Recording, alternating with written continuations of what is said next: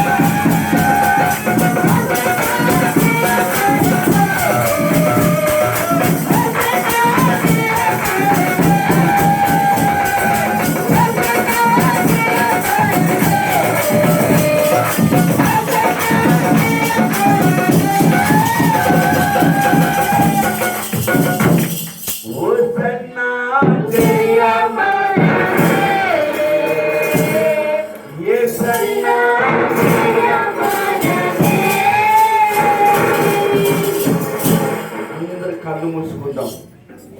అందరు కళ్ళు మూసుకుని ప్రభు వైపు చూద్దాం. ఆనాడు యెరూషలేము వీధులు హోసన్నా హోసన్నా కేకలు వేసిన ఈ నోరు, ఆ నోరు మరలా సిలువ వేయబడి కేకలు వేసింది. ఈ నోరు ఏ విధంగా ఉంది? నీ నోరు నా నోరు ఏ విధంగా ఉంది? దేవుడు ఏదైనా చేసినప్పుడు స్తుతిస్తున్నావా? దేవుడు ఏదైనా కీడు చేసినప్పుడు దేవుడి మీద నిందలు వేస్తున్నావా? అవమానపరుస్తున్నావా? జాగ్రత్త.